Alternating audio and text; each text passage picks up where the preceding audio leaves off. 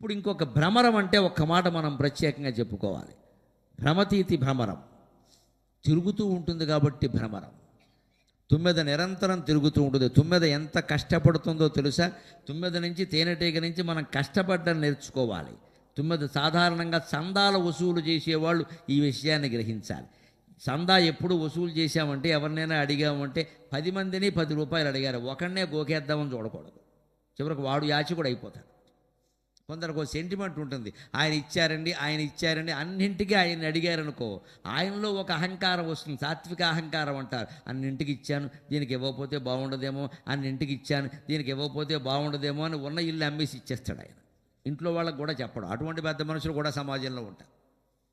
ఎందుకంటే అడిగాక మొహమాటం. పాపం 10 మందిలో అడుగుతారు వెళ్ళి అడిగేవాళ్ళు. ఆలయం కడుతున్నామండి మీరు ఇవ్వాలని వాళ్ళ ఆవిడ ఉండగా పక్క వాళ్ళు ఉండగా అడిగితే ఏమంటాడు ఆయన? రాసుకోండి 50,000 అంటాడు. ఎక్కడున్నా 50 రూపాయలు లేవు ఇక్కడ. అందుకే మన ధర్మశాస్త్రం తెలిసి చెబుతున్నానమ్మా, మగవాళ్ళ ముఖ్యంగా గుర్తుపెట్టుకోవాలి. ఇది 2,000 3,000 ఇస్తే పర్వాలేదు, 10,000 దాటి దానం చేస్తున్నామంటే భార్యకి చెప్పకుండా ఇవ్వకూడదండి. ఆవిడ అనుమతి తీసుకునే ఇవ్వాలండి ఖచ్చితంగా. ఎక్కువ మంది మహిళలు చప్పట్లు కొట్టేస్తున్నారు, మగాళ్ళు చూసుకోండి జాగ్రత్త. భార్య అనుమతితోనే ఇవ్వాలంటే ధర్మశాస్త్రం చెప్పిన మాట. ఏదో 1000 2,000 వేరే విషయం, వారు ఇవ్వచ్చు వీరు ఇవ్వచ్చు. అన్నిటికీ ఆవిడని అడగాలి ఆయన్ని అడగాలంటే కుదిరే పని కాదు. చిన్న చిన్న విషయాలు వేరు. కానీ ఒక పెద్ద మొత్తంలో మనం పొలం ఇచ్చినా, స్థలం ఇచ్చినా, భూమి ఇచ్చినా, ఇల్లు ఇచ్చినా, లేదు డబ్బే 5-6 లక్షల డబ్బు ఇచ్చినా ఖచ్చితంగా భార్యకి చెప్పాలి. ఆ ఇచ్చేటప్పుడు ఆయన చేతులు కడుగుతారన్నప్పుడు భార్య నీళ్లు పొయ్యాలి, భర్త ఇవ్వాలి. ఈవిడ నీళ్లు పోసింది అంటే అర్థం ఏంటంటే ఒప్పుకుందని అర్థం. అక్కడ యాక్సెప్టెడ్ అని. లేకపోతే నీళ్ళు ఎందుకు పోసావు, నెత్తిమిపోయి. బలిచక్రవర్తి దానం ఇస్తూ ఉంటే 3 అడుగుల నేల దానం ఇస్తూ ఉంటే వామనుడు మొత్తం ఆక్రమించాడు కదా. అది తెలుసుండు కూడా బలిచక్రవర్తి దానం ఇస్తూ ఉంటే వింధ్యావళి బలిచక్రవర్తి భార్య బంగారపు కలశంలో నీళ్లు పోసింది. ఆవిడ వామనుడు పాదాలు గడిగింది. అప్పుడు బలిచక్రవర్తి దానం ఇచ్చాడు. అంటే మన సంస్కృతి ఏం చెబుతోంది? దానం చేయి, ధర్మం చేయి, సంసారం దెబ్బైపోయేలా చేయక చెబుతుంది. అది మనం యాచకుడు అవ్వకూడదు కదా. రేపొద్దున్న యాచకుడు అయితే మగవాడికి లేకపోవచ్చండి, సిగ్గు ఆడాళ్ళకు ఉంటుందండి. ఎలా యాచన చేస్తారమ్మా ఆడాళ్ళ పిల్లలతో వెళ్ళి? అప్పుడు ఏమనుకుంటారు? ఇష్టం వచ్చినట్టు అందరికీ దాన ధర్మాలు చేసేది వాళ్ళు చెప్పొచ్చిన చేతికి అనుకుంటారు. అంటే దాన ధర్మాలు కూడా ఆలోచించి చేయాల్సిందే. అదే పిసినారితనంగా కాదు, మళ్ళీ అక్కడ చేయాలి, మన ఓపిక మేరకు చేయాలి, యథాశక్తి చేయాలి. ఎట్టి పరిస్థితుల్లో దాన ధర్మాలు కూడా ఆదాయంలో 4వ వంతు మించకూడదు. అది కూడా ధర్మశాస్త్రం చెప్పి మన ఆదాయంలో 4వ వంతు మనం దాన ధర్మాలు చేయాలి. అంతకు మించి వెళ్ళిపోకూడదు. సగం ఖర్చు పెట్టుకోమని చెప్పారు శాస్త్రంలో. బాగా ఐశ్వర్యం అనుభవించాలి. ఐశ్వర్యం ఉన్నవాళ్ళు 1,00,000 రూపాయల నెలకు ఆదాయం వస్తుందంటే లెక్క 50,000 ఖర్చు అయిపోవాలి, ఏదో రకంగా ఖర్చు అయిపోవాలి. ఊరికే దాసొద్దు. ఇంకా నిన్న పచ్చడి ఇవాళ తిని, మొన్నటి కూర ఇవాళ తిని ఫ్రిడ్జ్లో పెట్టి అన్నీ అలా పెట్టేసేసుకుని అదే నాకేసి పీకేసి దరిద్ర బతుకులు బతకూడదు. విసురుగొట్టు మేళం అంటే ఇదే. ఆ చీర చినిగిపోయినా సరే 4 చిరుగులు సరే పక్కకి తీసి అదే కట్టేసి ఏం కర్మమ్మ, అవతల భార్య పట్టుకెళ్ళి శుభ్రమైన పట్టు చీర కట్టుకో, సుఖంగా ఉన్నావు పార్వతీదేవిలా. ఎందుక కక్కుర్తి?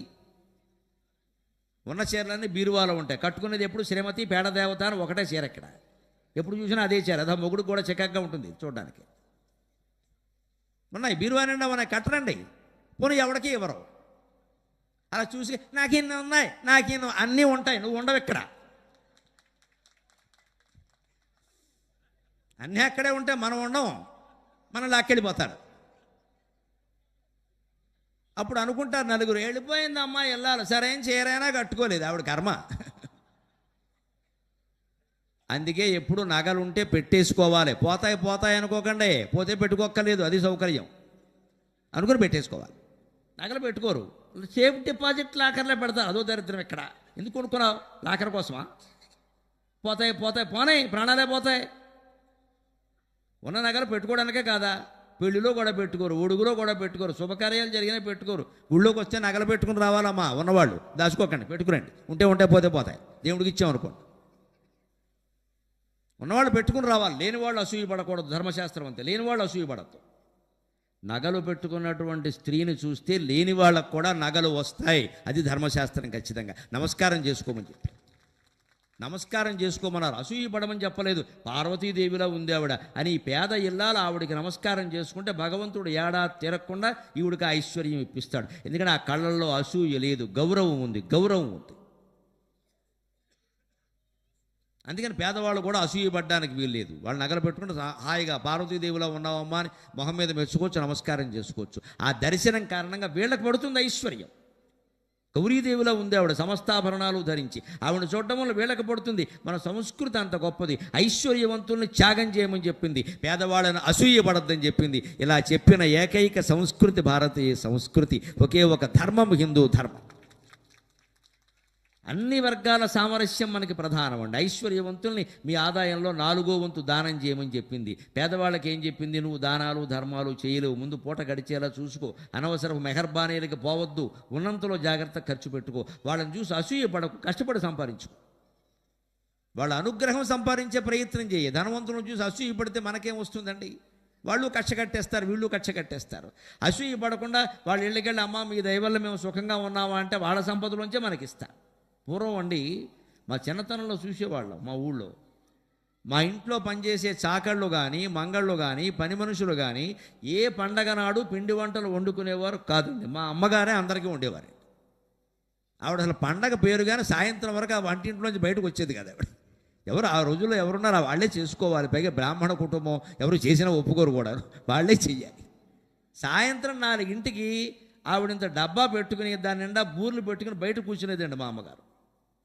ఏమిటమ్మా ఇక్కడ కూర్చున్నప్పుడంటే చాకలు దొస్తుందిరా, దానికి ఎవరు పెడతారు పాపం, ఆవిడకి ఇన్ని బూర్లు పెట్టాం.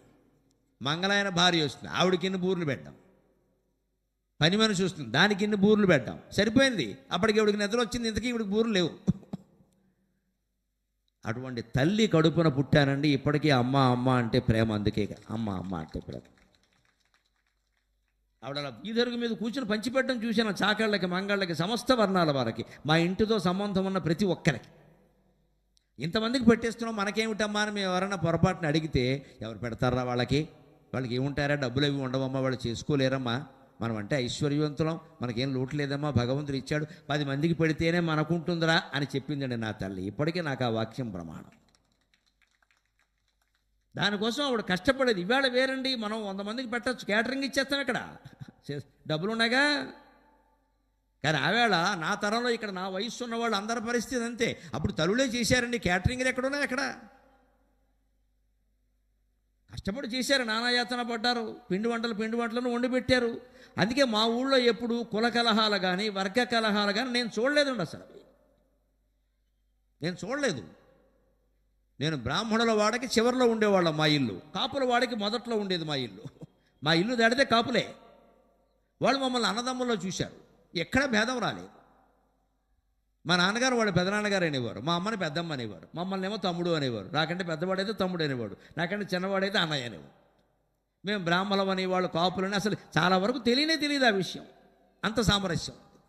ఇవాళ ఎన్ని కుల సంఘాలు, ఎంతమంది నాయకులు, ఎన్ని వైషమ్యాలు, ఎన్ని గొడవలు. కనీసం కార్తీక మాసంలో నలుగురు కలిసి 4 మెతుకులు తినలేకపోతున్నామంటే మనం మనుషులమా? ఆలోచింతురుగాక, వేరలు ఆలోచింతురుగాక. కార్తీక మాసంలో దేవుడు పేరు మీద చేసే వనభోజనం కూడా కులరహితంగా అందరం కలిసి 4 మెతుకులు తినలేవండి. అక్కడ అడ్డమేనా? ఫలానా వారి భోజనం అంటే ఇంకెవరికి బెటరా? అన్నం తినడానికి కులం అడ్డం వచ్చిందా? నీ కూతురు నా కొడుక్కి ఇచ్చావా, నా కూతురు నీ కొడుక్కి ఇచ్చానా? ఎందుకయ్యా గొడవ? 2 మెతుకులు తినలేవు. 2 మెతుకులు తినడానికి నీ కులం నా కులం అడ్డమైతే మిత్రమా, ఈ దిక్కుమాలిన కులాలు తీసుకెళ్ళి గంగలో కలిపేద్దాం పట్టుకెళ్ళి. ఇవి మనకు అవసరమా? ఇవన్నీ ఇన్ని భేదాలు పెట్టుకోవాలా? గుడి దగ్గరైనా మనం కులభేదాన్ని వదిలిపెట్టలేమా? ప్రతిదానికి మనవాళ్ళు. ఎవడు మనవాడండి? ఈ ప్రాణమే మంది కాదు, ఈ శరీరమే మంది కాదు. ఎవడండి ప్రపంచంలో మనవాడు? ఒక్క పరమేశ్వరుడు తప్ప మనవాడు అనేవాడు ఎవడన్నా ఉన్నాడు ఇక్కడ? రమరాంబాదేవి తప్ప, మల్లికార్జున స్వామి తప్ప మనవాడు అనేవాడు ఎవడన్నా ఉంటాడండి? ఆ విశాలంగమైన ఆలోచన చేయాలి. అందుకోసం ఈ తాపత్రయం అంతా. అందుకని ఆ తత్వాన్ని తెలుసుకోగలిగితే సామరస్యం అనేది ఉంటుంది. అలాగే భ్రమరం తేనెటీగ ఏం చేస్తుంది తెలుసా? 100 పువ్వులు తిరుగుతుంది, ఒక్కసారి ఒక తుమ్మెద 2 బొట్లు మించి తేనె సేకరించలేదు. 2-3 బొట్లు అంతే. కొన్ని రకాల తుమ్మెదలు ఉంటాయండి, తేనెటీగలు కొన్ని ఉంటాయండి. అవి తన బరువు ఎంత ఉందో అంత తేనె భరిస్తుంది. తన బరువు ఎంత ఉందో అంత. దాని బరువు ఎంత ఉందండి? కేజీ ఉంటుందా ఏమన్నాను అది. దాని బరువు తేనె తీసుకెళ్ళి ఆ గూట్లో పెడుతుంది. 60,000 గదులతో ఉంటుందిగా తేనె పట్టు, అక్కడ పెడుతుంది. మళ్ళీ వస్తుంది. ఆ పువ్వు దగ్గరికి ఎడుతుంది, ఈ పువ్వు దగ్గరికి ఎడుతుంది, ఆ పువ్వు దగ్గరికి ఎడుతుంది. తేనె ఉన్న పువ్వుల దగ్గరికి పెడుతుంది, మళ్ళీ తేనె లేని పువ్వుల దగ్గరికి వెళుతుంది. నిర్గంధాకుసుమాయవ అని వెళ్ళదు, తేనె ఉన్న పువ్వుల దగ్గరికి పెడుతుంది. ఇంకోటి కూడా ఉంది తుమ్మెదకి ఇంకో ఇబ్బంది, సంపంగి పువ్వుల దగ్గరికి వెళ్ళదు. సంపంగి పువ్వులో తేనె ఉండొచ్చు, కానీ సంపంగి నుంచి సుగంధం వస్తుంది. సింహాచలం సంపెంగలు ముఖ్యంగా అవి విశాఖపట్నానికి వస్తూ ఉంటుంది ఆ వాసన. సింహాచలం సంపెంగ వాసన విశాఖపట్నం స్టేషన్లోనే వచ్చేస్తుంది, అంత సువాసన.